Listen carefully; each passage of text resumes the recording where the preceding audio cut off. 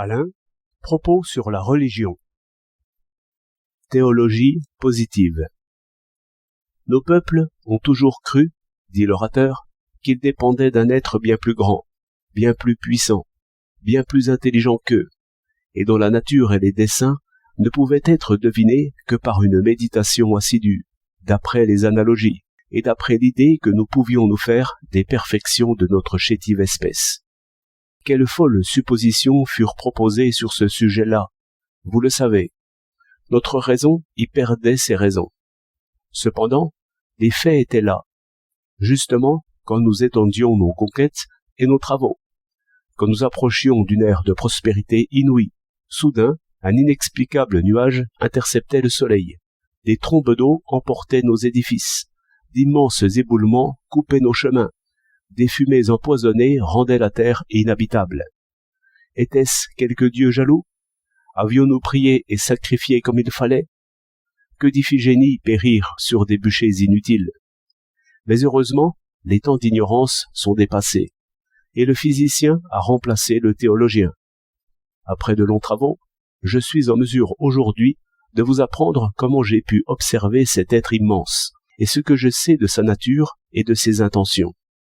Quelques mots sur la méthode de recherche qui est neuve. Jusqu'à ces temps, tous ceux qui se mêlaient de scruter l'univers armaient leurs yeux de puissantes loupes, télescopes ou microscopes, ce qui convenait en effet pour les êtres fort éloignés ou fort petits. Il me vint à l'idée que si l'être inexplicable dont nous dépendions était assez près, et aussi très grand, nos instruments n'en découvriraient jamais que des parties, c'est-à-dire encore les éléments que nous trouvons partout, air, eau, terre. Et au contraire, si nous voulions saisir la forme de cet être et ses comportements, il nous fallait bien plutôt des instruments diminuants, tout simplement nos lunettes retournées. Mais il fallut encore de nouvelles dispositions avant que nous puissions ramener l'être immense à notre échelle.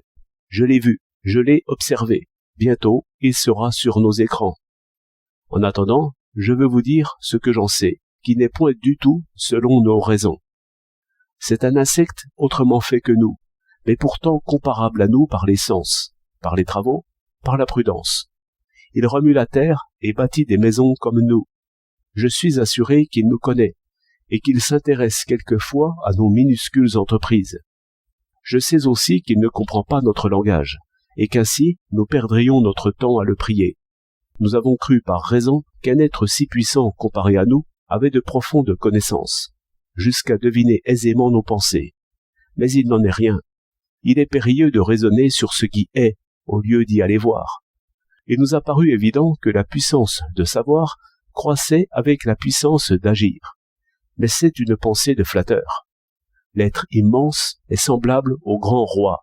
Il a plus vite fait de changer les êtres que de les comprendre. Bref, cet être redoutable, qui change nos destins quand il lui plaît, n'est pas plus savant que nous. Il n'est pas non plus meilleur. Et certes, ceux qui ont conclu de la puissance à la bonté ont mal conclu. Mais n'allez pas croire non plus que notre Dieu soit méchant.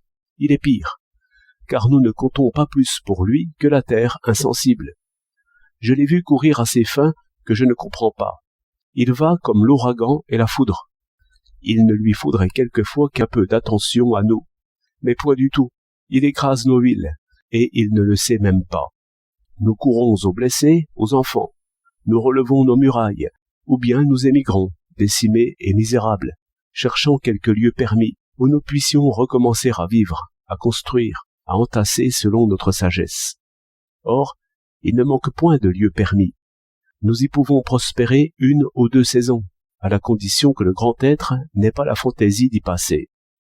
Ainsi, c'est une grande fatuité à nous que de croire que nous sommes punis quelquefois. Simplement, nous sommes sur le chemin de quelques projets incompréhensibles. Bref, il ne nous est pas donné d'avoir un maître. Un maître, on peut savoir ce qu'il veut, on peut lui plaire, on peut du moins l'aimer. On fait société avec un maître, et il en résulte toujours quelques lois. Mais cette force intelligente, que j'ai découverte par le petit bout de ma lunette, c'est pire que la force nue. C'est ainsi que les fourmis arrivaient peu à peu à mieux connaître le jardinier. De cette sorte de fable, on conclura que peut-être un homme qui aurait vu Dieu face à face serait hors d'état de définir une politique de Dieu. Il se peut que Dieu soit puissant sans être savant, ou bien le contraire. La véritable révélation consiste à savoir d'où vient Dieu. Et c'est de l'homme qu'il vient. Dieu est l'objet d'une sorte de science naturelle. Mais parce que Dieu est esprit, il faut toujours deviner la pensée de Dieu, et cela n'est pas objet de science. Les fourmis de notre fable n'ont point fait cette réflexion. Leur lorgnette ne les a nullement approchés de leur Dieu. 5 juillet 1932.